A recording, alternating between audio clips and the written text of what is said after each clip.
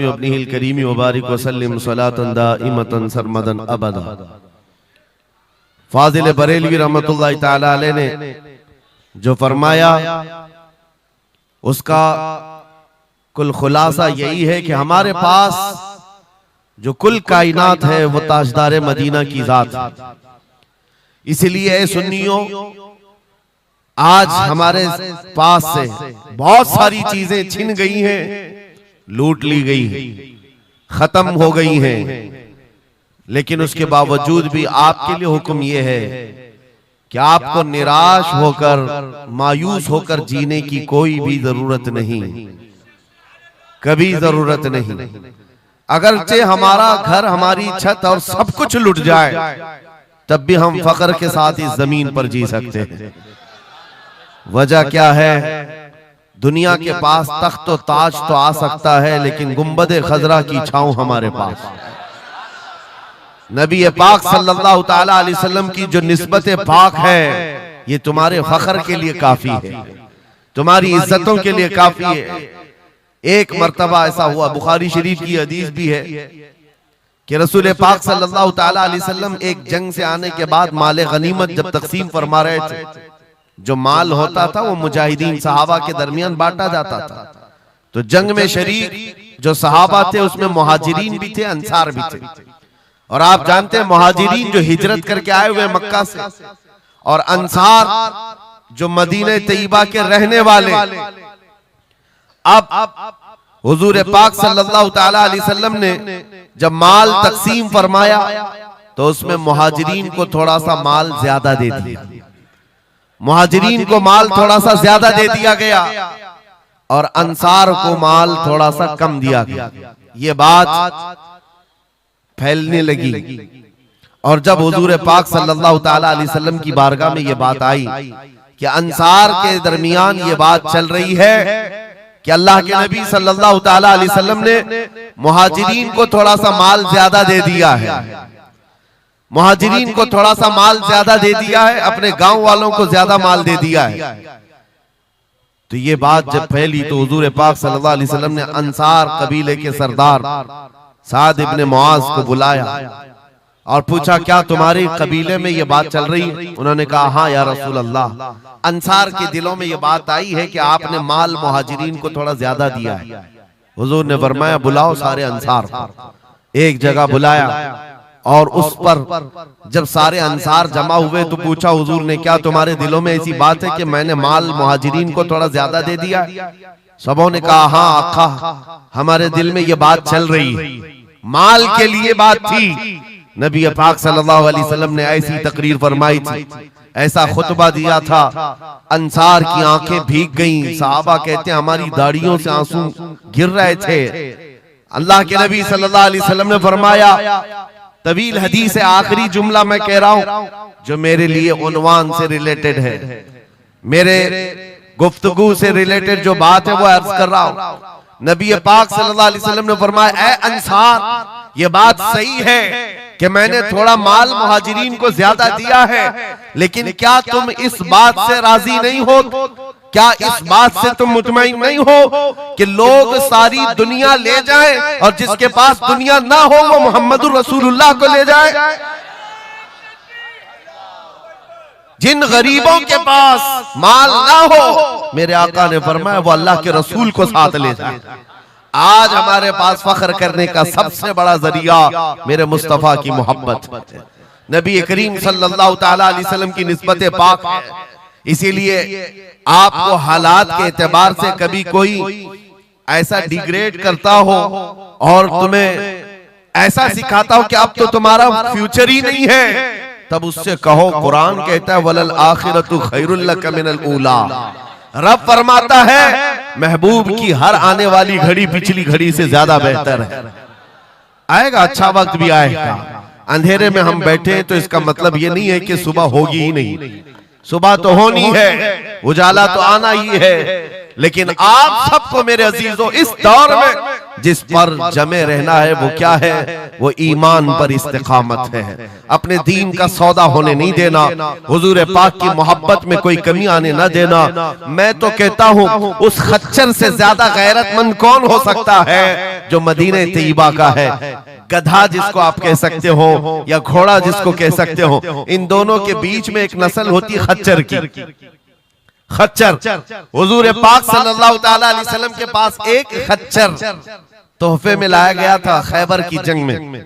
हुजूर पाक ने कबूल किया। यहूदियों का इलाका है खैबर, वहां हुजूर पाक सल्लल्लाहु अलैहि वसल्लम की बारगाह में जब ये हदियतन आया, और वो हदिया जिस पर हुजूर ने सवारी की, जिंदगी भर मेरे आका सल्लल्लाहु अलैहि वसल्लम जिस खच्चर पर सवारी करते रहे, ये तोहफे में आया था। जानते हो जिस वक्त ये खच्चर हुजूर की बारगाह में हदियतन पेश किया गया, नबी पाक सल्लल्लाहु ताला अलैहि वसल्लम से वो अपना सर हिला हिला करके बात कर रहा था और हुजूर मुस्कुरा रहे थे।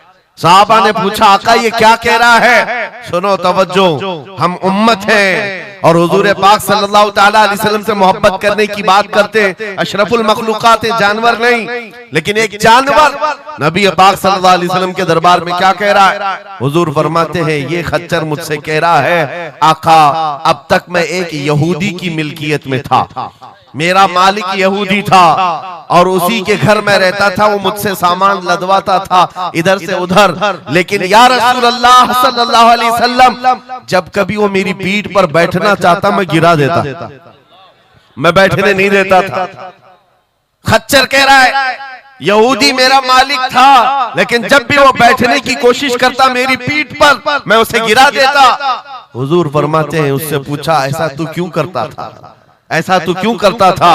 सुनो मेरे अजीजों, खच्चर कहता, आका मैं उन खच्चरों की नस्ल में हूं कि मेरे बाप दादाओं की पीठ पर अल्लाह के नबी सवारी किया करते थे, बनी इस्राइल के अंबिया सवारी करते थे, और उनकी नस्ल का मैं आखिरी खच्चर हूं, और सिलसिले अंबिया में आप आखिरी नबी हैं।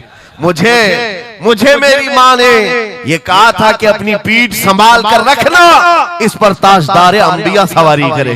सुभान अल्लाह, सुभान अल्लाह। खच्चरों को इतना इल्म है, इन कादियानी गधों को इल्म नहीं। खच्चर का अकीदा है कि अल्लाह के नबी आखिरी नबी है, आखिरी रसूल है। मेरे अजीजों, अपनी पीठ को संभाल कर रखा कि कोई और बैठने न पाए, कि अल्लाह के रसूल बैठने वाले हैं। और उसके बाद आपको पता है उस खच्चर पर सवारी सिर्फ रसूलुल्लाह ने फरमाई, और वो खच्चर कितना गैरतमंद था, कितना गैरतमंद था कि उस पीठ पर किसी और आलाइश को और नापाकी को कभी गवारा नहीं किया। और हद तो ये है, हदीसों में मौजूद है, हुजूर पाक सल्लल्लाहु ताला अलैहि वसल्लम की जब वफात हुई तो ये जिंदा रहा, लेकिन जानते हो सिर्फ 3 दिन के बाद बीरे गरस एक कुआं है जिसमें छलांग लगाकर ये जान दे दी कि अब इसके बाद कोई नहीं बैठेगा जो रसूलुल्लाह की सवारी है। मेरे आका सल्लल्लाहु ताला अलैहि वसल्लम से निस्बत का एहतराम जानवर इतना करते थे, तुम्हारी निस्बत तो उम्मत की है, तुम्हारी निस्बत उम्मत की है। क्या तुम्हें यह ज़ेब देता है कि जिन आंखों को तुमने संभाल रखा है, मेरे आका का दीदार करना है, तो इन आंखों को गलाजत में कैसे हम डाल सकते हैं, कैसे बेहयाई में डाल सकते हैं? इन हाथों को क्यों नहीं संभाल कर रख सकते कि ये हाथ मेरे आका से मुसाफा करने वाले? अकीदा है कि नहीं है, यकीन है कि नहीं? मेरे आका ने फरमाया क़यामत के दिन मैं मुसाफा करूंगा। हुजूर पाक सल्लल्लाहु ताला अलैहि वसल्लम से जब मुसाफा करने की तमन्ना है तो फिर इस हाथ की कितनी हिफाजत होनी चाहिए। वो खच्चर अपनी पीठ पर किसी और गैर को बर्दाश्त नहीं किया, सिर्फ इसलिए कि ये पीठ मैंने संभाल रखी है अल्लाह के रसूल के लिए। आज हम बच सकते हैं अपने हाथों को, अपने पैरों को, अपनी आंखों को, अपनी जुबान को सिर्फ इसलिए बचा कर रखें कि ये सारी अमानत रसूलुल्लाह की है। क्यों? बरेली से यही तो आवाज आती है, हमारा अपना कुछ नहीं है, दहन में जुबान तुम्हारे लिए, या रसूल अल्लाह बदन में है जान, और हम आए यहाँ और उठे भी वहां। जब रसूलुल्लाह के लिए जीना है तो मेरे अजीजों हमें हर शय की हिफाजत भी जरूरी है। कहीं ऐसा ना हो कि हमारी गर्दन में कोई दूसरा पट्टा डालने की कोशिश कर रहे, कभी ना हो कि किसी और की गुलामी का पट्टा हमारी गले में पड़ जाए। नहीं, हम रसूलुल्लाह के जन्नत रसूलुल्लाह। सुभान अल्लाह। दुनिया अगर हमें पहचाने तो बेदम वारसी का वो शेर याद रखो। बेदम वारसी बड़े आशिक रसूल हैं, कहते हैं सके तैबा सब मुझे कह कर के पुकारे, बेदम यही रखी हो मेरी पहचान मदीने वाले। सुभान अल्लाह। दुआ ये करते थे कि ऐ अल्लाह, ऐ रसूल पाक, मेरी पहचान इतनी बना दे कि दुनिया मुझे तैबा का कुत्ता कहे, इसके अलावा मेरी कोई पहचान ना हो। मुझे दुनिया अगर पहचाने तो हुजूर के नाम से पहचाने। अजीज़ान गिरामी वक़ार, इतनी गैरत तो तुम्हारे अंदर आनी चाहिए कि हुजूर पाक सल्लल्लाहु तआला अलैहि वसल्लम से हमारा नाम जुड़ा हुआ है और हमें हर शय को संभाल कर रखना है। सिर्फ एक बात मैं बता दूं, बहुत सारे नौजवान मोहब्बत करते हैं हमसे, हमें पता है, बेइंतहा मोहब्बत करते हैं। किसी नौजवान को उठाकर मैं कहूं ये ले मेरा अमामा, मैं आज तुझे पहना देता हूं, खुशी से वो लेकर के जाए, जाहिर सी बात है उसके दिल में अगर मेरी मोहब्बत है तो ये अमामा पहन करके निकल जाए। मैं उससे पूछता हूं कि जब ये सर पर अमामा हो तो क्या शराब की दुकान पर खड़े हो सकते हो? क्या किसी आवारा गर्दी में जा सकते हो? सर के अमामे की कदर तुम रखे हुए बार बार दिल में ये ख्याल आएगा कि नहीं, मैं इस लिबास के साथ, इस अमामे के साथ यहाँ खड़ा रहूंगा तो दुनिया क्या सोचेगी? सिर्फ मैं तो एक निकम्मा आदमी, मेरे अमामे को पहनने के बाद तुम्हारा एहसास ये हो सकता है कि मुझे ना शराब के अड्डे पर जाना होगा, ना ताश के पत्तों पर, ना ही आवारा गर्दी में, ना किसी गली कूचे में, बल्कि उसे एहतराम लाजिम होता है। मेरे अजीजों, मेरे अमामे की क्या बात, तुम्हारी गर्दन पर तो रसूलुल्लाह की निस्बत का पट्टा है। जिस जगह पर हो सिर्फ इतना ख्याल आ जाए कि मैं नबी पाक सल्लल्लाहु अलैहि वसल्लम का गुलाम हूं, कल को मेरे बदअमल किरदार से, मेरे किसी बुरे अखलाक से दुनिया हुजूर की तरफ उंगली ना उठाए, नबी पाक सल्लल्लाहु तआला अलैहि वसल्लम की तरफ उंगली ना उठाए। ये आज आपकी जरूरत है मेरे अजीजों।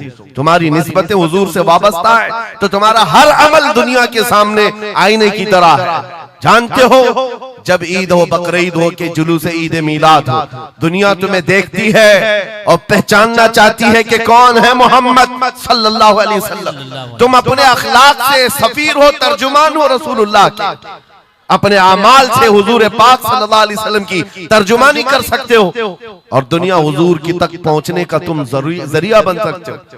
आज एक हदीस में आपके सामने रखता हूं, हजरत उमर फारूक का दौर है। एक शख्स मदीने तैयबा में कर्जा लिया था किसी से और कर्ज चुका नहीं पा रहा था, और वो भी सहाबी हैं जिनसे कर्जा लिया है। उन्होंने आकर के मुकद्दमा कर दिया हजरत उमर के पास। तवज्जो से, हजरत उमर ने उस कर्जदार को बुलाया, कर्ज जिसके ऊपर था, बुलाया, कहा कि इनका कर्जा क्यों नहीं अदा करता? कहा मेरे पास कुछ चीज है नहीं, अदा कर दूंगा, मुझे मोहलत चाहिए, टाइम चाहिए। कहा कितना टाइम? बस 2 दिन का वक्त दे दें, मैं जाऊंगा अपने वतन और आकर के मदीने में इनका कर्जा अदा कर दूंगा। लेकिन अब वो पकड़ा गया हुआ आदमी है, इसको छोड़े तो किसकी जमानत पर छोड़े? जाहिर सी बात है, कोर्ट में जब तुम्हारी गिरफ्तारी हो जाए, कचहरी में, कोर्ट में हाजिरी होती है तो कोई ना कोई जामिन होता है जिसकी जमानत पर तुम्हें बेल दी जाती है। हजरत उमर ने पूछा, कोई तुम्हारा जमानत लेने वाला है यहाँ मदीने में? कहा या रसूल अल्लाह, हजरत उमर से, या अमीर अल मोमिनीन, यहाँ पर कोई मेरा ऐसा है नहीं जो जमानत ले सकता है, क्योंकि मैं नया हूं, जमानत कोई लेने वाला है नहीं। कहा फिर कैसे जाएगा, बेल कैसे दी जाएगी? भरे मजमे में से एक सहाबी हजरत अबू दरदा खड़े होते हैं, कहते हैं अमीरुल मोमिनीन, मैं इसकी जमानत लेता हूं, मैं इसकी जमानत लेता हूं। हजरत उमर फारूक ने कहा, अगर ये बंदा 2 दिन के बाद नहीं लौटा तो तुम्हें जेल में रखा जाएगा। जामिन के साथ यही होता है ना। तो उन्होंने कहा मुझे तस्लीम है। हजरत उमर के पास उन्होंने कबूल कर लिया और वो बंदा चला गया। 3 लोग हैं यहाँ पर, एक कर्ज दिया हुआ आदमी, एक कर्ज लिया हुआ और एक जमानत दिया हुआ। ये तीनों लोग अदालत से रिलेटेड हैं। अभी 2 दिन गुजर गए, हजरत उमर इंतजार कर रहे थे। शाम करीब आ गई, अदालत लगी हुई थी। आपने पूछा कि फलां जो कर्जदार था आया? लोगों ने कहा अभी नहीं आया। कहा बुलाओ अबू दरदा को जिन्होंने जमानत दी थी। बुलाया गया, कहा तुम्हारी गिरफ्तारी हो सकती है, तुमने जिसकी जमानत ली थी वो नहीं आया। हजरत अबू दरदा कहते मेरा यकीन है वो आएगा, मेरा यकीन है वो आएगा। मगरिब होने से पहले पहले वो बंदा देहात का रहने वाला दौड़ता हुआ आ गया, कर्जा वापस लेकर के आया।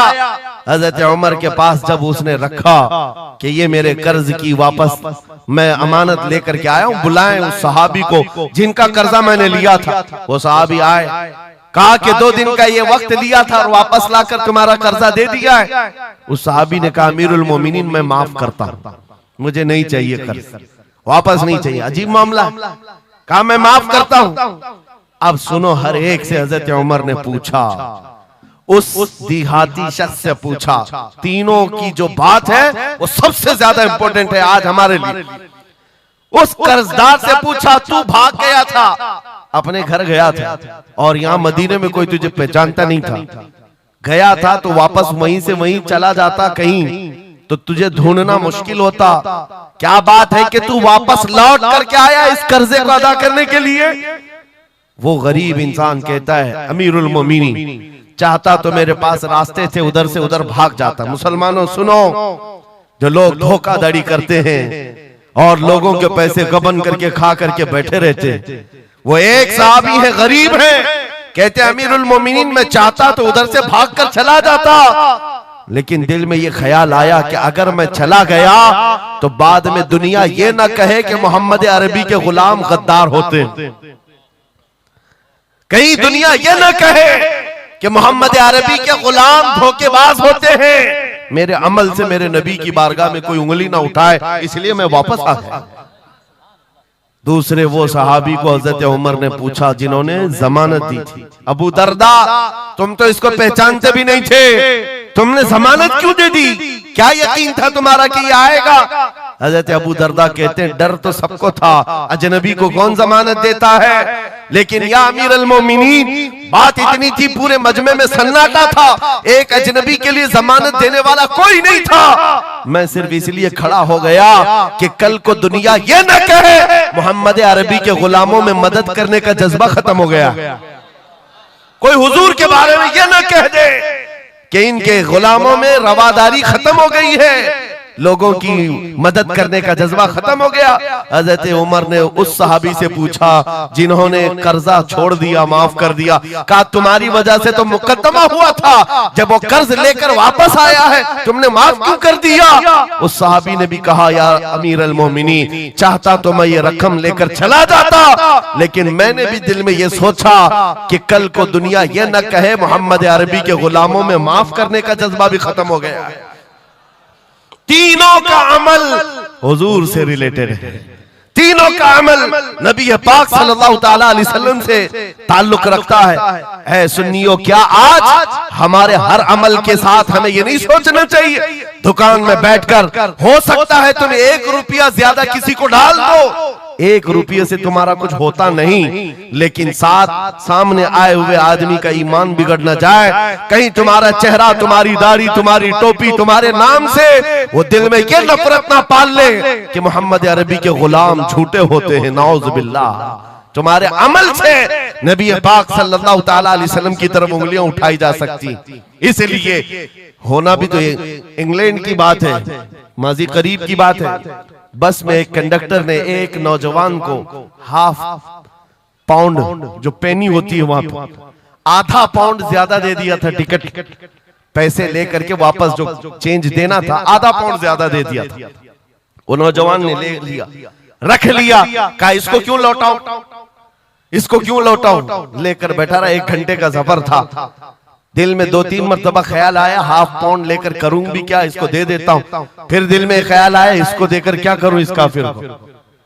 बाद में इसी कश्मकश में बात ऐसी आई कि वो नौजवान कहता है बस से उतरने से पहले मैंने वो ½ पाउंड कंडक्टर को दे दिया, कहा आपने 1 घंटा पहले मेरा टिकट निकाला था, उसमें ये ½ पाउंड आपने ज्यादा मुझे लौटाया था, ये ले लीजिए आपकी।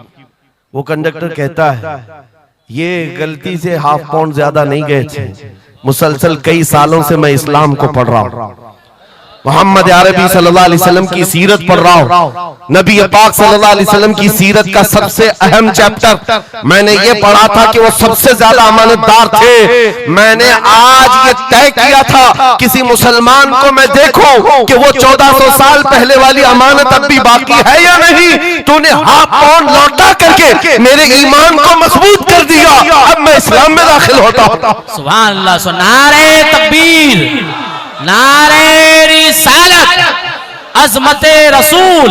तुम्हारा छोटा सा अमल, वो नौजवान कहता है हाफ पाउंड में मैं मेरा इस्लाम बेच भी सकता था और लौटा दिया है तो किसी बंदे के हुजूर की गुलामी में दाखिल होने का सबब भी बन गया। इसलिए अजीजा ने गिरामी औकात, हमारा हर अमल बड़ा जिम्मेदार है, हमारा हर अमल बड़ा जिम्मेदार है। सिर्फ आज के दौर में आपको एहसास में ये दिलाना चाहता हूं कि कुरान तुम्हारे मुतालिक कहता है कुंतुम खैर उम्मतिन, तुम सबसे बेहतरीन उम्मत हो, सबसे बेहतरीन उम्मत हो जो इंसानों में निकाले गए हो। मुझे बताओ अल्लाह की सर्टिफिकेट के बाद किसी कीड़े मकोड़े की सर्टिफिकेट की जरूरत होगी आपको? दुनिया आतंकवाद कहे, दहशतगर्द कहे, टेररिस्ट कहे, हजार बार कहे, हमारी पेशानी पर चिपका के घुमाए, हमें फर्क नहीं पड़ता। मेरा मौला फरमा रहा है तुम खैर उम्मत हो, तुम खैर उम्मत हो और खैर उम्मत रहेंगे क्योंकि जिसने हमें पैदा किया वो खुद फरमा रहा है। और एक बात, छुप छुप करके जीने की भी जरूरत नहीं। नाम मुसलमान है तो ऐलान मुसलमान। कोई जुर्म तो नहीं किया ना इस्लाम में आकर के, या इस्लाम पर चल करके कोई जुर्म है। और ये नाम छुपाने की जरूरत इसलिए नहीं कि अल्लाह ताला कुरान में फरमाता हुवा सम्माकुमुल मुस्लिमीन, वो अल्लाह है जिसने तुम्हारा नाम मुसलमान रखा है, जो खालिक कायनात है। फख्र करने की एक दो चीजें नहीं, हजारों चीजें तुम्हारे पास।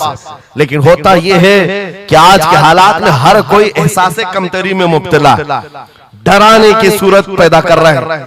ये जितने भी सोशल मीडिया पर चीजें वायरल की जाती हैं, इधर से उठाओ उधर पहुंचाओ, वीडियोस हो, फोटोज हो, सब मुसलमानों के दिलों में ये चीज बिठाने की कोशिश की जा रही है कि तुम बहुत गए गुजरे हुए हो, तुमसे कुछ नहीं हो सकता।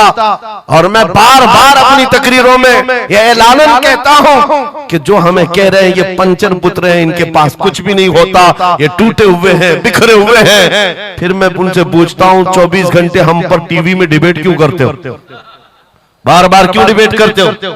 वजह यह है उन्हें पता है। और दूसरी किसी कौम को इतना टारगेट करते हुए देखा है आपने?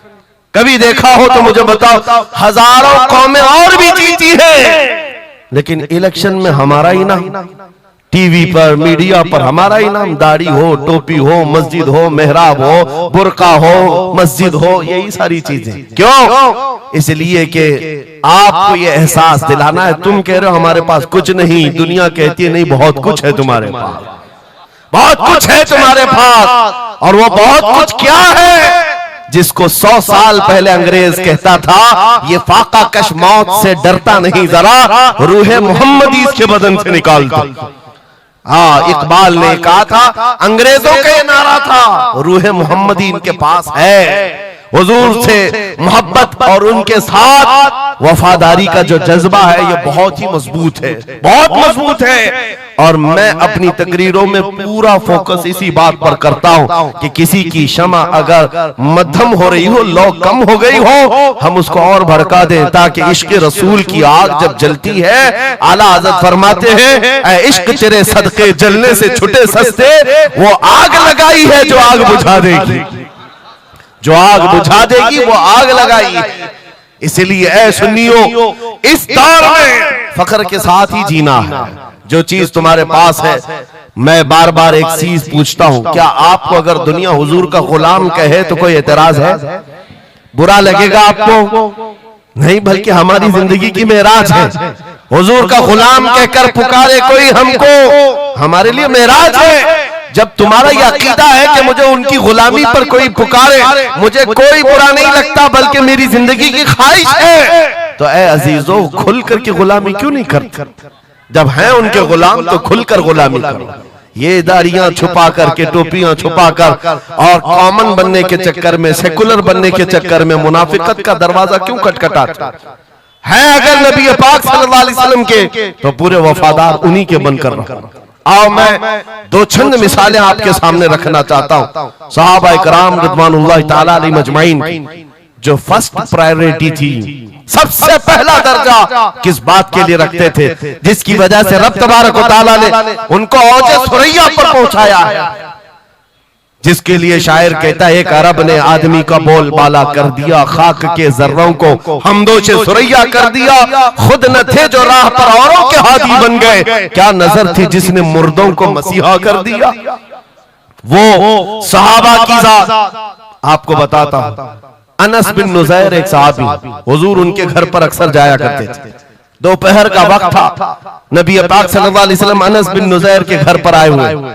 ये वो सहाबी है, जवान सहाबी, और उनकी बीवी थी, और ये बात भी बड़ी मशहूर है कि वो अपनी बीवी से हद दर्जे मोहब्बत करते थे और इश्क करते थे। जाहिर सी बात है अपनी बीवी से करते थे, बहुत मोहब्बत करते थे।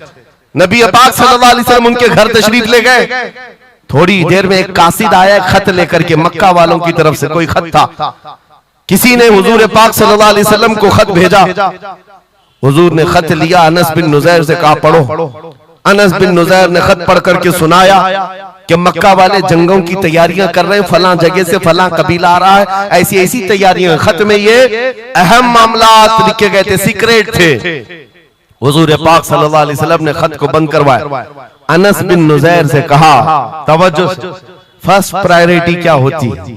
अनस बिन नुज़ैर से कहा, ये मेरा राज है जिसकी हिफाजत तुम्हारे लिए जरूरी, तुम्हारे अलावा किसी को ये खत की खबर नहीं होनी चाहिए। बस नबी पाक ने फरमा दिया तो फरमाया। सहाबा का अब अमल क्या है। हुजूर उनके घर से उठ करके बाहर जा रहे, तशरीफ ले गए। थोड़ी देर में बीवी अंदर से आई, महबूबा थी, इश्क करते थे, मोहब्बत करते थे अपनी बीवी से। आई, कहा अनस बिन नुज़ैर से, कहा कि अल्लाह के रसूल आए थे, घर में क्या बातें चल रही थी। अनस बिन नुज़ैर ने कहा, मेरी मोहब्बत अपनी जगह पर, रसूलुल्लाह की इज्जत का मकाम और इस राज की बात में तुम्हें मैं शरीक नहीं कर सकता, मैं नहीं बता सकता। हद दर्जे इश्क करते, मोहब्बत करते उस बीवी को कहा कि नहीं, ये बात रसूलुल्लाह की अमानत है। बीवी ने हंसते हुए कहा अनस बिन नुज़ैर से, कहा अनस क्या छुपाते हो, मैंने सब सुन लिया है। मक्का वाले जंगों की तैयारियां कर रहे, फलां कबीला फलां जगह, खत मैंने पूरा सुन लिया। इतना कहना था बीवी का, अनस बिन नुज़ैर खड़े हो गए और सीधे गर्दन पकड़ ली अपनी बीवी की, जिसको मोहब्बत करते, गर्दन पकड़ ली। कहा मैं इस गर्दन को उस वक्त तक नहीं छोड़ूंगा जब तक रसूलुल्लाह का फैसला ना आ जाए, कहीं मैं मुजरिम ना हो जाऊं कि रसूलुल्लाह के राज को इफ्शा करने के जुर्म में मैं अजाब में मुब्तला ना हो जाऊं। गर्दन पकड़ करके ही चले आए, बारगाह मुस्तफा में आए। कहा या रसूल अल्लाह, मुझे माफ कर दे, मैंने आपके राज की हिफाजत की, लेकिन मेरी ये औरत घर के अंदर से सुन चुकी थी, मैं गर्दन पकड़ा हूं। आका अगर आप फरमा दें तो मैं खत्म कर दूं इस राज को, ही खत्म कर, जिससे हद दर्जे मोहब्बत करते थे उस बीवी के बारे में। मेरे आका ने फरमाया अनस बिन नुज़ैर से गर्दन छोड़ दो, वो मेरी सहाबिया।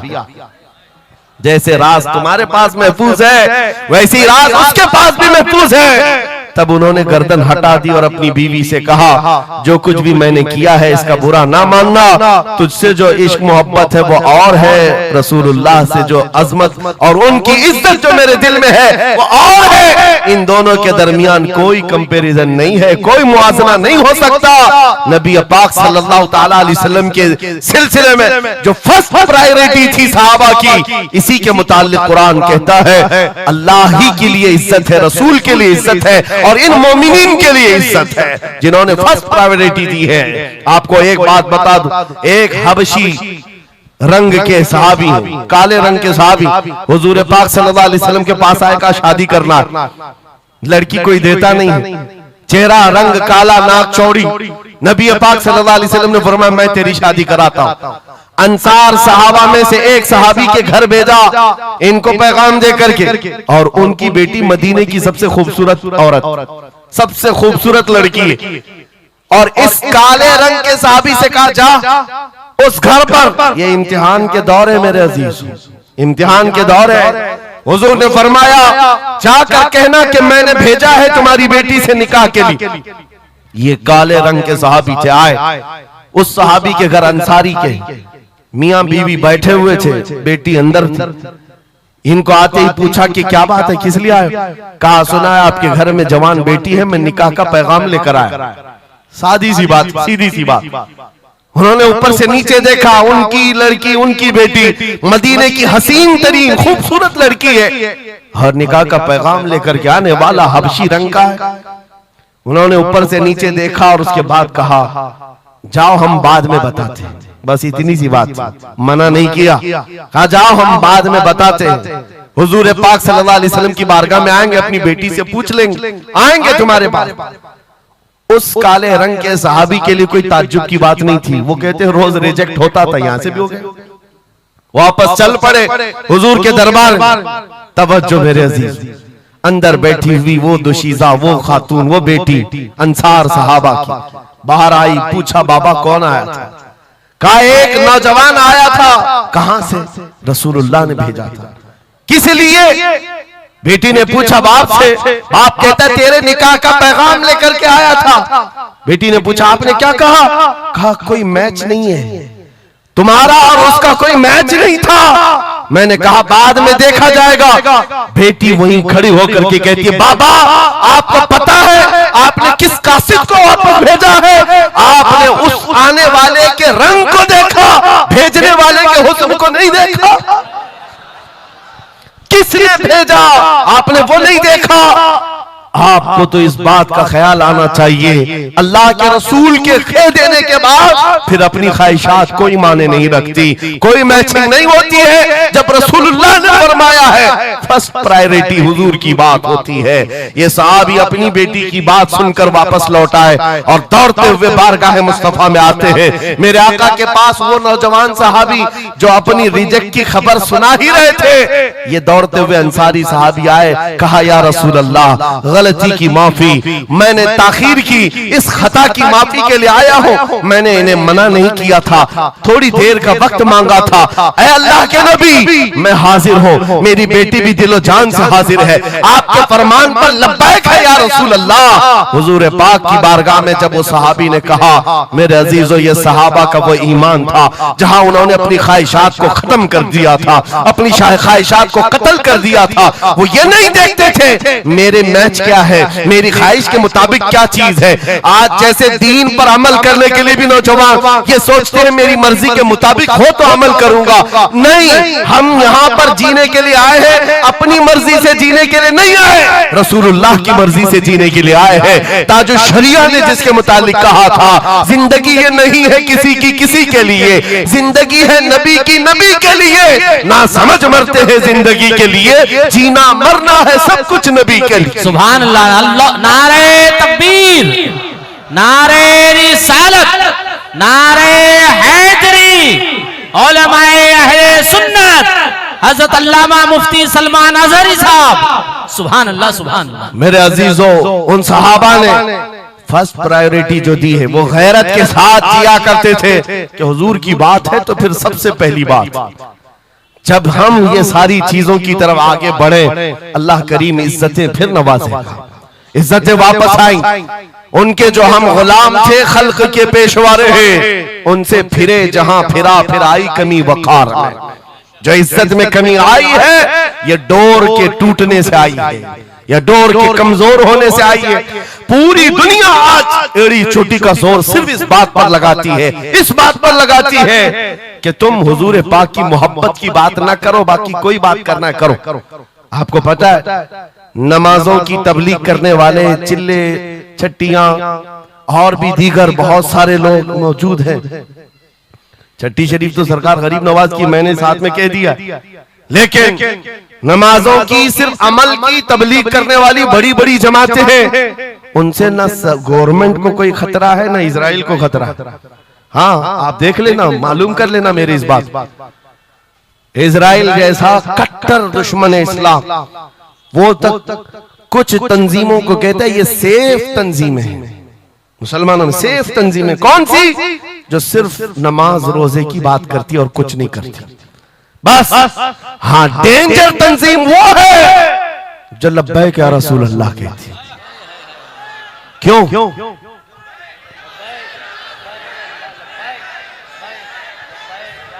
ये नारे से किस बात का डर है, किस बात का?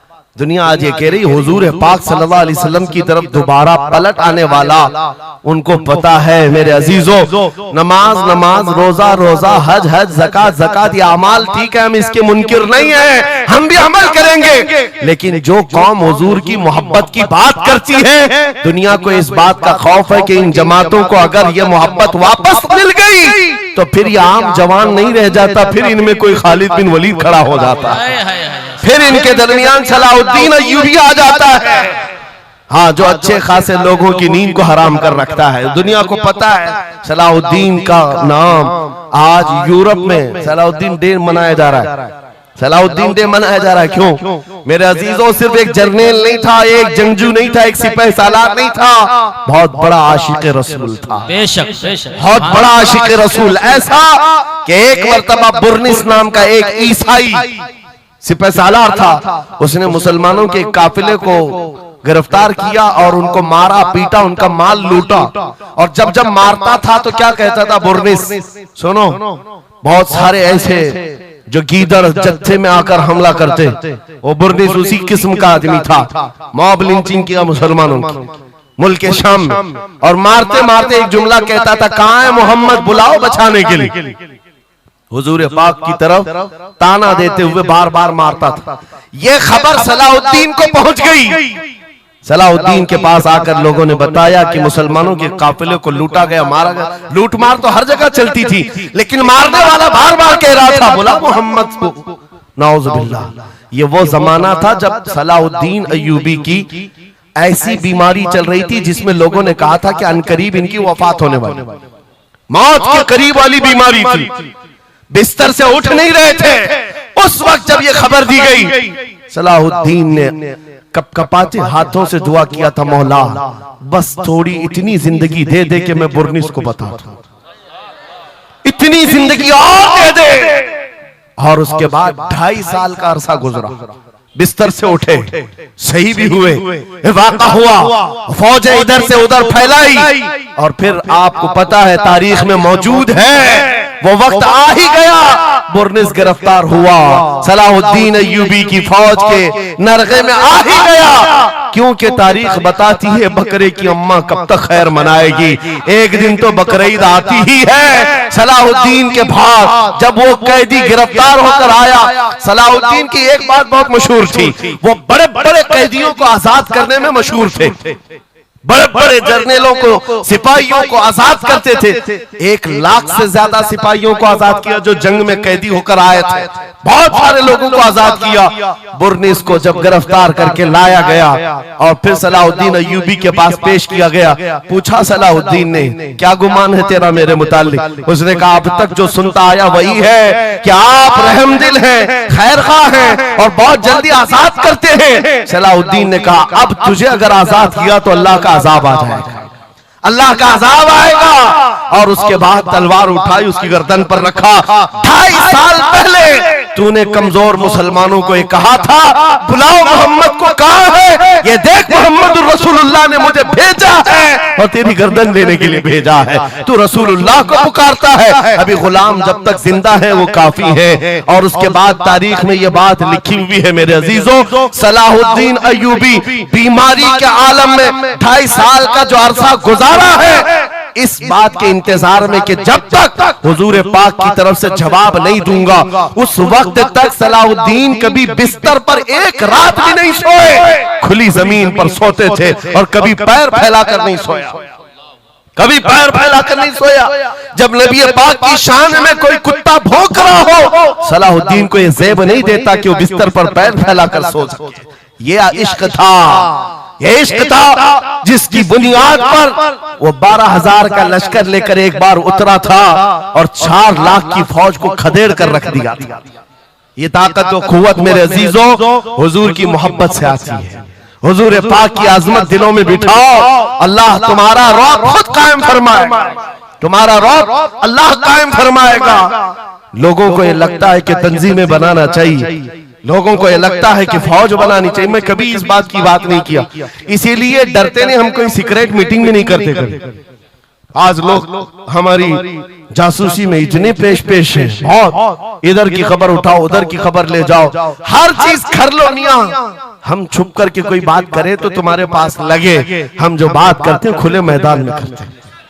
उसकी वजह यह है कि हम वो जामे इश्क़े मोहम्मद अपने जवानों को पहनाना चाहते हैं, जिसे पहनने के बाद गली कूचों से भी गुजरे तो कई कीड़ों की यूं ही मौत होता है।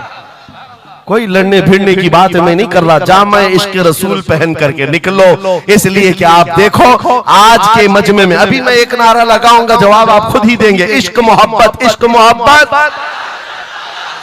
क्यों आला हजरत, ये तो दो वर्ड है, इश्क मोहब्बत, इश्क मोहब्बत। आप जवाब में आला हजरत इसलिए कर रहे हैं कि पूरी दुनिया इस बात को गुट्ठी में पी चुकी है। इश्क का नाम आए, मोहब्बत का नाम आए, बरेली का इमाम का नाम ही आता है। इसीलिए मैं कहता हूँ 100 साल पहले हुजूर की मोहब्बत करने वाला एक वफादार गुलाम बरेली की जमीन पर सो चुका है, लेकिन हर जलसे की रौनक बना हुआ है, हर जलसे की जीनत बना हुआ है। और इसी बात के लिए मैं कह रहा हूं, ये इश्क़े मोहम्मद का जामा जो पहनता है वो मरता कभी नहीं है। अल्लाह उसके नाम को हमेशा जिंदा रखता है, सलामत रखता है। और जो गुस्ताखी कर रहे हैं इन कीड़ों का तो चंद दिनों के बाद पता भी नहीं होगा, खबर भी नहीं होगी। आप तो आज जान रहे हैं, तुम्हारे बच्चों को नाम भी मालूम नहीं होगा, कौन पाखंडी था, कौन भोगता था, पता ही नहीं मालूम। एक बहुत लंबी लिस्ट है गुस्ताखों की, 1400 साल से, सब पता है, याद रखा है आपने? किसी का नाम याद है? कितने गुस्ताख आए, कितने भोंकते रहे? नहीं, आए और चले गए, मौसम के साथ आते, मौसम के साथ जाते। लेकिन 800 साल पहले जो आशिक रसूल पुकार रहा था, शरफुद्दीन बूसीरी, उनका कसीदा बुर्दा हर एक को याद। बेशक बेशक सुना है कि नहीं सुना है? मौला या सल्ली व सल्लिम दाइमन अबदा अला हबीबिका खैरिल खल्क़ि कुल्लिहिम। जुबान तुम्हें आती नहीं अरबी, लेकिन फिर भी ये जुमले आते हैं। क्यों? हुजूर के इश्क में बोले हुए जुमले। बलगल उला बि कमालिही कशफत दुजा बि जमालिही हसनत जमीउ खिसालिही सल्लु अलैहि व आलिही। अरबी में सादी शिराजी ने कहा, लेकिन जब कभी ये बंदा आज भी पढ़ता है तो झूमने लगता है, मतलब माना मालूम भी ना हो। गुस्ताखों को याद नहीं रखा जाता, आशिकों को हर जमाने में याद रखा जाता है। मुझे पंजाबी नहीं आती, लेकिन पंजाबी शायर पीर महर अली गोलरवी ने जब हुजूर पाक का दीदार किया और पढ़ा था तो उनका कसीदा पढ़ते हैं तो झूमने लगते हैं। मुख चंद बदर शाशानी है, माथे चमके लठ नूरानी है, काली जुल्फ ते अख मस्तानी है, मखमूर अखे हिन मद भरिया, उस सूरत नू मैं जान अखा की जान जहां अखा, सच अखा रब दी शान अखा, उस शान तुशाना सब नबिया। सुभान अल्लाह मा अजमलका मा अकमलका मा अहसनका, किते महर अली किते तेरी सना, गुस्ताख अखे किती जारिया। और इसी की तर्जुमानी बरेली के इमाम ने किया था कि वो कमाल हुस्न हुजूर है कि गुमान नक्श जहां नहीं, यही फूल खार से दूर है, यही शम्मा है कि धुआं नहीं। सुभान नारे तकबीर, नारे रिसालत, नारे हैदरी। सुभान मेरे अजीजों, इज्जत रसूलुल्लाह के कदमों से वाबस्ता है, ये मैं आपको बता रहा हूं। ये तो दुनिया की बात है, ये दुनिया की बात। आज मैं आपके दरमियान यहां से खिताब कर रहा हूं। मुझे ये जब आपकी कमेटी वाले हजरात आए थे, मुझे पहले तो जगह का इल्म नहीं था, लेकिन जब बताया गया तो मैं हैरत में था। इधर ही करीब में कमिश्नर हाउस भी है, हाँ यही सामने आकर के हमें खिताब करना है, कोई बात नहीं। आज यहां से लेकर बंगाल की खाड़ियों, गुजरात से लेकर कश्मीर तक, हर जगह तकरीबन 22 स्टेट में मैं जाकर देखकर आ रहा हूं। पिछले 200 जलसों से खिताब कर, हर जगह का डीएनए मुसलमानों का एक ही है। हुजूर का नाम लो, हुजूर का नाम लो तो फिर ये इनके अंदर जो हलचल है, ये मोहब्बत है, ये बेदार होती है। अजीज़ान गिरामी वक़ार, ये डीएनए पूरी जगह का एक ही है। हुजूर की बात। इसीलिए मैं कहता हूँ मुझे दुनिया आज पहचानती है तो इसलिए नहीं कि किसी सियासी पार्टी का नेता है, इसलिए पहचानती है कि हुजूर की इज्जत पर बात आए तो ये जवाब देता है। जब तक दिखे न थे तो कोई पूछता न था, या रसूल अल्लाह तुमने खरीद कर हमें अनमोल कर दिया। हाय हाय, सुभान अल्लाह, सुभान अल्लाह। लब्बैक लब्बैक या रसूल अल्लाह, लब्बैक लब्बैक लब्बैक या रसूल अल्लाह, लब्बैक लब्बैक लब्बैक या रसूल अल्लाह। इसी के साथ कुछ तुम्हारी इस्तिकामत के लिए मैं बातें बता दूं। इस्तिकामत के लिए देखो मुसीबतें आएंगी। हुजूर की मोहब्बत की बात करना इतना आसान नहीं है कि तुम्हें रोज हलवा पराठा ही मिलते रहे और खा करके आराम करते रहो। फिर तुम्हें बिलाल हबशी को भी याद रखना होगा, खब्बाब इब्न अल-अरत को भी याद रखना होगा, ज़ैद बिन दसना, खुबैब इब्न अदी को याद रखना होगा। ये वो सहाबा हैं जिन्होंने हुजूर की मोहब्बत में सिर्फ जख्म नहीं खाए हैं, आग भी बर्दाश्त की है और इनकी पूरी चमड़ियां गला दी गई थी। उसके बावजूद वो जमे रहे, इस्तिकामत के उस मैदान पर डटे रहे। आपको पता है जब बिलाल हबशी मदीने में थे, हजरत उमर फारूक रज़ी अल्लाह ताला अन्हु उनको बुलाते थे तो क्या कहकर, या सैयदुना बिलाल, ऐ हमारे आका बिलाल आइए, जो अमीरुल मोमिनीन है वक्त के। और वो बिलाल हबशी को आका कहकर पुकारते। हजरत बिलाल कहते, सरकार मैं गुलाम आदमी, अमीरुल मोमिनीन मैं गुलाम आदमी, हबशी आदमी, आप जब आका कहते हैं तो मुझे शर्म आती है, आप क्यों कहते हैं? सैयदना उमर फारूक कहते, आप करीब आइए, अपना जुब्बा उठाइए। जब वो जुब्बा उठाते उनकी पीठ पर उमर फारूक बोसे लेते और कहते, जो जख्म तुमने रसूलुल्लाह की मोहब्बत में खाए हैं वो दुनिया ने नहीं खाए हैं, वो हमने नहीं देखे हैं। इसीलिए मेरे अजीजों, हुजूर पाक की मोहब्बत के बाद फिर इस्तिकामत का इम्तिहान भी होगा। आज जो जगह जगह हालात पैदा हो रहे हैं, इम्तिहान की घड़ी आ गई है। अगर तैयार हो तो फिर मैं आगे बात करूं। हुजूर की मोहब्बत पर इम्तिहान देने के लिए हर जवान अगर तैयार है तो फिर आगे बात की जाएगी। बार बार तुम्हें कोई कछोके देता रहे, वसवसे डालता रहे, सोशल मीडिया पर तुम्हारे जज्बात को उभारते हुए तुम्हारे लिए गंदी बातें करे कि ये कट रहे हैं, मुल्ले काटे जा रहे हैं, मारे जा रहे हैं, गज्जा में इनके साथ ऐसा विनाश किया जा रहा है, 20,000 लोगों को मार मार कर बारूद से राख बना दिया गया है। ये सारी बातें तुम्हारे पास लाते हैं तो कुछ जवान ये समझते हैं हम नरोस हो गए हैं, हम मायूस हो गए हैं, इनका जवाब क्या दें। सही बात तो है, शाम में भी काटे जाते हैं, इराक में भी मारे जाते हैं, अफगान में भी, बर्मा में भी, यमन में भी, हर जगह हमारी हमारी मौत है, हमारी हमारी मौत है। और इसको जालिम ये बता बता करके ये कहते हैं कि देखो अगर तुम सच्चे हो, तुम्हारा दीन सच्चा, तुम्हारा खुदा सच्चा, तो इतने मारे क्यों जाते हो? तुम ना उम्मीद और मायूस ना होना है नौजवानों, बात इतनी करना, इतनी बात करना। ऐ नादान, तुझे पता नहीं हमारा मसला क्या है, तुझे पता नहीं हमारा मसला क्या है। हम जो है ना वो रसूलुल्लाह को क्षमा समझते हैं और जितने हैं ये परवाने हैं और परवाना होता ही है मरने के लिए।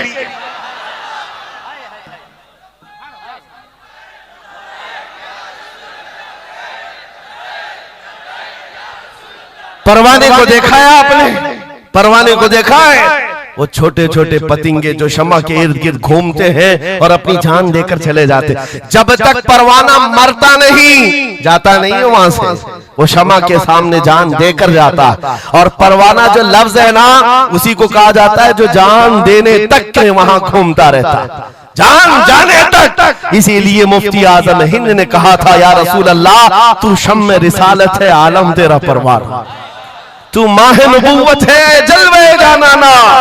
या रसूल अल्लाह अभी वो उम्मी फिदा। इसलिए ऐ नौजवानों, अगर हमारी मौत होती है तो वैसे भी किसी हॉस्पिटल में हो जाए या किसी घर में होगी तो एक न एक दिन तो आना है मलकुल मौत को हमारे घर, और उसके बाद ये सांसों की माला टूट जाएगी। जब मरना ही है, इस दुनिया से जाना ही है, तो क्यों ना नामे मुस्तफा बुलंद करके जाए, हुजूर की गुलामी में जीकर क्यों ना जाएं। इसलिए कि हमें पता है हम यहाँ से जाएंगे तो कब्र में किसी का बाप नहीं आता, आमिना का लाल तशरीफ लाता है, रसूल पाक तशरीफ लाते हैं। और कयामत के दिन भी कोई नेता, कोई सरकार, कोई बड़ा सा बड़ा आदमी तुम्हारी सिफारिश के लिए तैयार नहीं। हमारी माँ छोड़ देगी क़यामत का हाल ये, माँ अपने बच्चे से भागती रहेगी। यौम यफिर्रुल मर्उ मिन अबीही व उम्मिही व अखीही, कुरान तीनों बातें कर रहा है। यौम यफिर्रुल मर्उ मिन अखीही, भाई अपने भाई से भाग रहा होगा, माँ अपने बेटे से दामन छुड़ा रही होगी, बाप भी दूर जा रहा होगा। वो क़यामत का मंजर, उस वक्त मेरे आका फरमाते हैं क़यामत के मैदान में मेरे कंधे पर चादर होगी और ये गिर रही होगी, मैं उसको संभाल रहा होगा, एक हाथ से चादर संभाल रहा होगा, दूसरे हाथ से अपने उम्मतियों को पकड़ पकड़ कर जन्नत में ले जा रहा हूं। जो न भूला हम गरीबों को रजा, याद उसकी अपनी आदत कीजिए। जो न भूला हम गरीबों को रजा, हम बात यूं ही नहीं करते, जिससे हमारा सामना होना है, जिसके दरबार में हमें पेश होना है। इसी को आला हजरत ने क्या कहा, जब तुम्हें हुजूर के पास जाना ही है, सिफारिश उनकी करवानी ही है, उनके साथ जन्नत जाने की बात करते ही हो, तो फिर इधर उधर की बात क्यों? आज ले उनकी पनाह, आज ले उनकी पनाह, आज मदद मांग उनसे, कल न मानेंगे क़यामत में अगर मान गया। उन्हें जाना, उन्हें माना, न रखा गैर से काम, लिल्लाहिल हम्द, मैं दुनिया से मुसलमान गया। तो पूछते हैं अगला जमाना क्या होगा? भविष्यवाणी के लिए लोग ज्योतिषियों के पास जाते होंगे, हम भविष्यवाणी करते नहीं हैं, लेकिन हुजूर ने जो फरमाया उसके लिए हम अटल हैं। जमीन ऊपर जा सकती है, आसमान नीचे आ सकता है, मेरे नबी का कौल झूठा नहीं हो सकता, मेरे नबी का फरमान गलत नहीं हो सकता। वो मुखबिर सादिक सल्लल्लाहु अलैहि वसल्लम ने फरमाया क़यामत के करीब वो जमाना आएगा, क़यामत उस वक्त तक नहीं आएगी जब तक पूरे रुए जमीन पर हर जगह ला इलाहा इल्लल्लाह का नारा ना हो जाए, हर जगह होगा। और कुरान भी यही कहता है, वलो करिहल काफिरून, अगरचे काफिरों को ये बात पसंद नहीं आती, वलो करिहल मुशरिकून, मुशरिकों को अगरचे ये बात पसंद नहीं आती हो, लेकिन ये होकर रहेगा, मेरे से होकर रहेगा। हर जगह से ला इलाहा इल्लल्लाह का नारा होगा, हर कोई साहिब ईमान होगा, वो इमाम मेहदी का दौर होगा, वो इमाम मेहदी का दौर होगा। हमारी ये बातें कुछ लोगों को कड़वी लगती है, तो क्या करें? 1400 साल से कुरान हमें बता रहा है, और हम जो बात कर रहे हैं ये 100% यकीन के साथ कह रहे हैं, चिट्ठी वाले बाबा नहीं हम, हाँ माइंड प्रोग्रामिंग वाले, माइंड रीडिंग वाले नहीं हैं, हम रसूलुल्लाह की बातें तुम्हारे तक पहुंचाने वाले। तुम्हारी चिट्ठी गलत हो सकती है, मदीने की खबर कभी नहीं झूठी हो सकती, कभी नहीं। हालात अगर आज बिगड़े हैं तो कोई बात नहीं, कुछ देर की खामोशी है, फिर शोर आएगा। आज कुत्तों का वक्त है, कल हमारा दौर आए। यकीन है ना? इंशाअल्लाह यकीन है तो फिर आओ हुजूर के दरबार में, वहां पर हम पहुंच जाते हैं। लोग हमसे पूछते हैं कहां तक ले जाना चाहते हो? दुनिया बहुत आगे बढ़ गई है, आज पेट्रोट मिसाइल बन चुके हैं, लोग चांद पर जा चुके हैं और सूरज पर कमंदे डालकर उससे इलेक्ट्रिक हासिल कर रहे हैं, बहुत तरक्की हो चुकी है। मैं कहता हूं, मैं अपने जवानों को कहता हूं, हम बहुत आगे नहीं जाना चाहते, हम पीछे जाना चाहते हैं, पीछे जाना चाहते हैं। लोगों ने पूछा कहां तक जाना चाहते हैं? मैं अपनी कौम को वहां तक पीछे ले जाना चाहता हूं जहां से खालिद बिन वलीद की तलवार की झनकार सुनाई देने लगे। और पीछे जाओ, इतना पीछे के हैदर कर्रार की गरजती हुई आवाज सुनाई देने लगे। और पीछे जाओ, इतना कि उमर इब्न खत्ताब की अदालत का मंजर नजर आने लग जाए। और पीछे जाओ, इतना कि सिद्दीक अकबर का हक को और उनका बयान सुनाई देने लग जाए। इतना पीछे चले जाओ कि मस्जिद नबवी में पहुंच जाओ, अपने कानों से रसूलुल्लाह की आवाज आने लग जाए।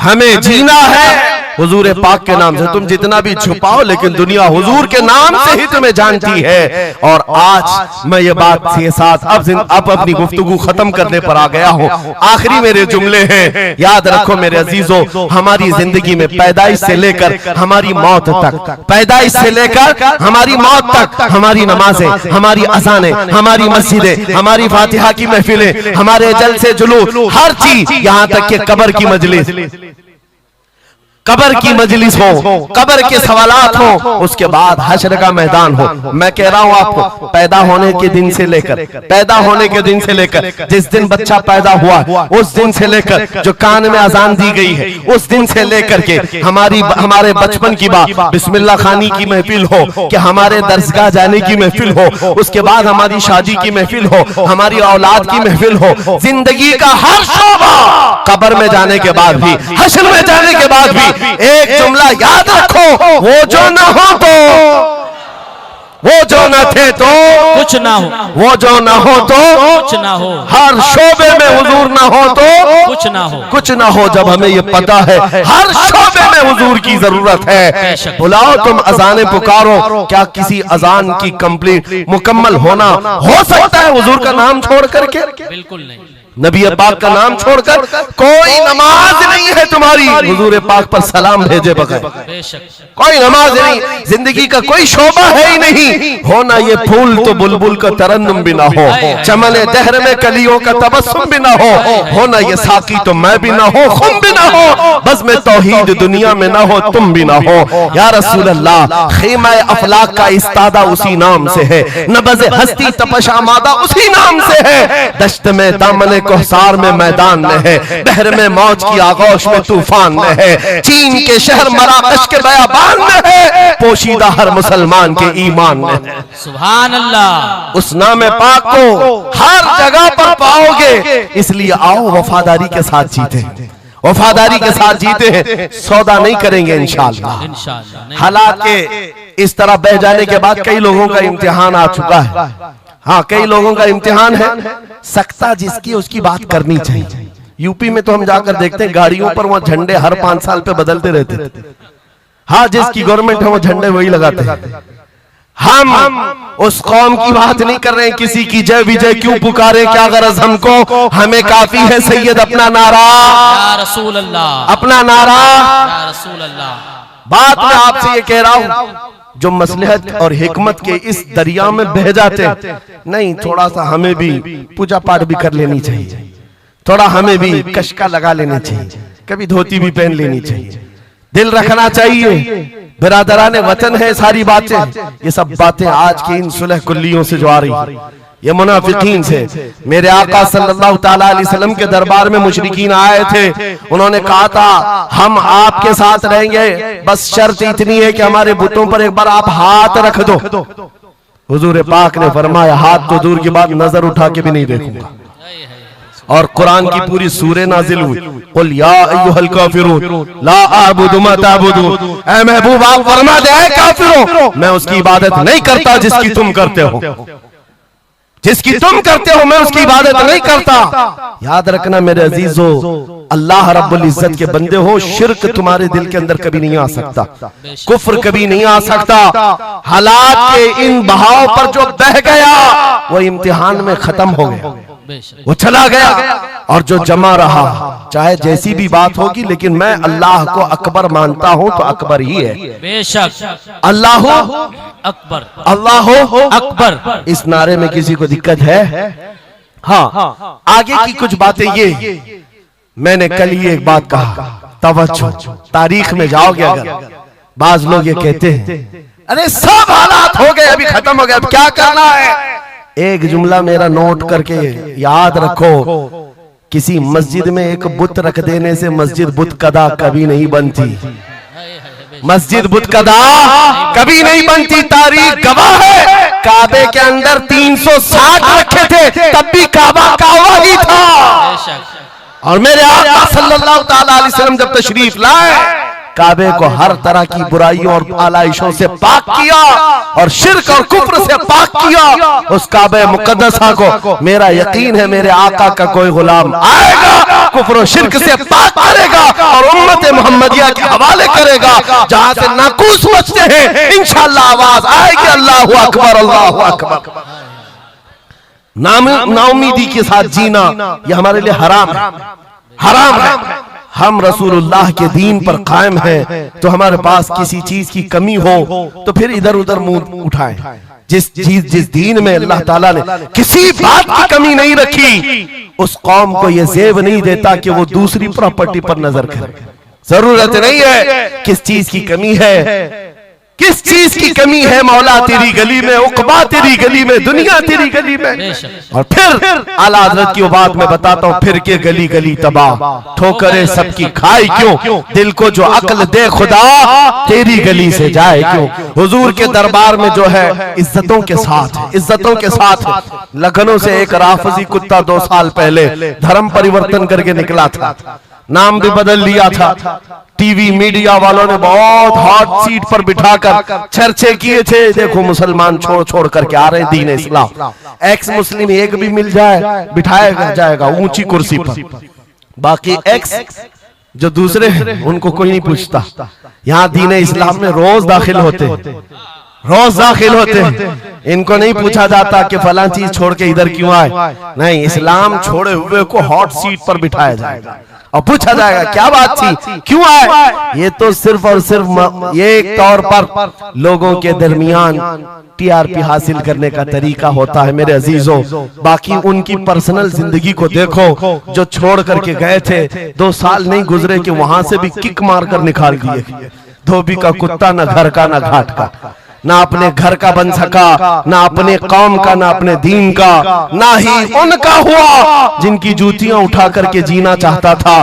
कहां से वो कबूल करेंगे, वो दूसरे कास्ट को नहीं कबूल करते, तुझे कहां से लेंगे, कहां से लेंगे। हाँ, आला हजरत ने 100 साल पहले एक बात कही थी, या रसूल अल्लाह, जो तेरे दर से यार फिरते हैं, दर बदर यूं ही खार फिरते हैं। सुभान अल्लाह, दर बदर यूं ही खार फिरते हैं। हुजूर पाक की बारगाह से जो निकला है जिल्लत के साथ जी रहा होता है, और जो हुजूर के दरबार में आया है इज्जतें तो इतनी। उस बिलाल हबशी को देखो, मक्का वाले जिनके पैरों में रस्सी डालकर खींचते थे, 6 साल के बाद जब वही बिलाल हबशी रसूलुल्लाह के साथ वापस मक्का में फतेह मक्का के दिन दाखिल हुए थे, मक्का में पहली अजान हो रही थी, अल्लाह के नबी ने बिलाल हबशी को काबे की छत पर चढ़ाया था, काबे की छत पर, ताकि मक्का वाले देखें जिस मोहम्मद अरबी के गुलाम को तुम मारते थे, सजाएं देते थे, अंगारों पर सुलाते थे, आज अल्लाह ताला ने उसी गुलामी की जजा पर काबे की छत पर पहुंचा दिया।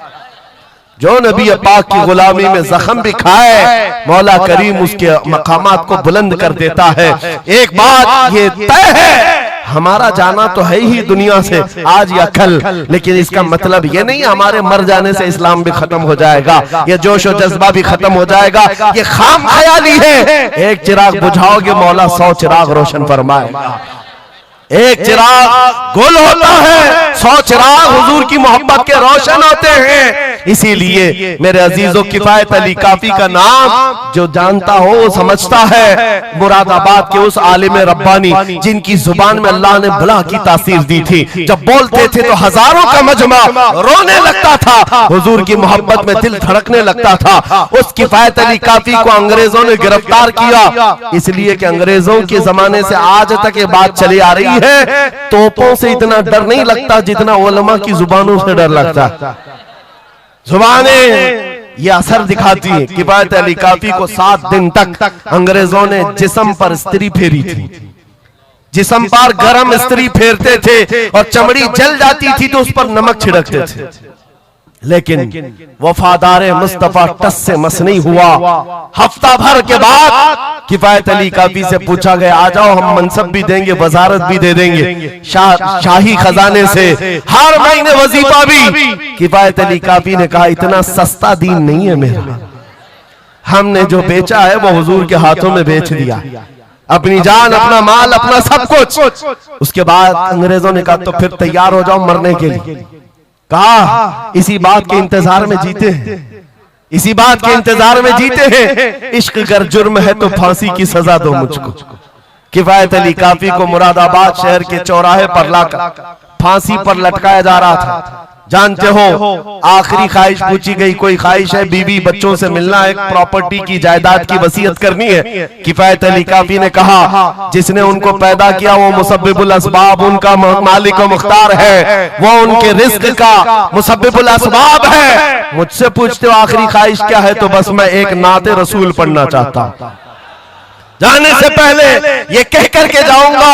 और रकम हो गई तारीख में ये बात पढ़ा था किफायत अली काफी ने, कोई गुल बाकी रहेगा न चमन रह जाएगा, पर रसूलुल्लाह का दीन हसन रह जाएगा। सब फना हो जाएंगे काफी वो, लेकिन हश्र तक नाम हजरत का जुबानों पर चलन रह जाएगा। सुभान अल्लाह, सुभान फांसी तो दे दी। और जो बात मैं कहने जा रहा हूं बड़ी तवज्जो से, 8 दिन तक जश्न मनाया था अंग्रेजों ने। यह 1857 की बात कर रहा हूं।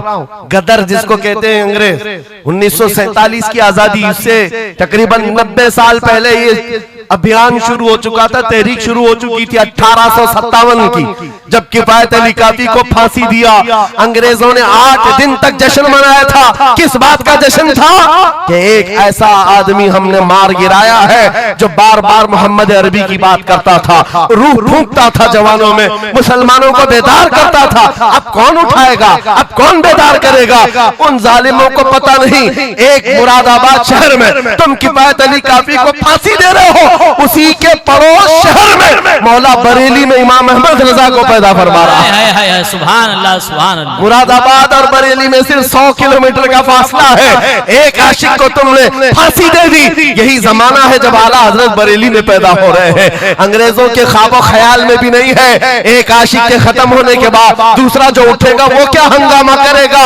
और बरेली के ताजदार ने हंगामा ऐसा किया है, चप्पे चप्पे से आज आवाज आती है, डाल दी कल्ब में अज़मत मुस्तफा सैयदी आला हजरत पे लाखों सलाम। सुभान अल्लाह, सुभान अल्लाह। बहुत मेरे अजीजों, ये कभी खत्म ना होने वाला सिलसिला, हुजूर पाक सल्लल्लाहु ताला अलैहि वसल्लम की मोहब्बत का सिलसिला कभी नहीं खत्म होगा। मैं बहुत देर पहले ही कह चुका था, ये मेरे आखिरी जुमले हैं, लेकिन मुझे कहा गया है कि हजरत तशरीफ ला रहे हैं, इसलिए जब तक स्टेपनी बना हुआ तब तक के लिए स्टेपनी है। हजरत तशरीफ लाए, अब हमारी भी ताकत जवाब दे रही है। आपकी ताकत जवाब नहीं दी है तो एक बार हुजूर को पुकारो, लब्बैक या रसूल अल्लाह, लब्बैक, लब्बैक या रसूल अल्लाह, लब्बैक या रसूल अल्लाह, लब्बैक या रसूल अल्लाह। आओ हम अपनी गुफ्तगू का इख्तिताम इस बात पर करते हैं, या रसूल अल्लाह तेरे गुलामों का नक्शे कदम है राह खुदा, वो क्या बहक सके जो ये सुराग लेके चले। मुसलमानों, इस बात को गुट्ठी में पी करके जाओ कि मोहम्मद से वफा तूने, तो हम तेरे हैं। ये जहां चीज है क्या, लौह कलम तेरे हैं। उठो कुव्वत इश्क से हर पस्त को बाला कर दो, दहर में नामे मोहम्मद से उजाला कर दो। कौन देता है, देने को मुंह चाहिए, अरे देने वाला है सच्चा।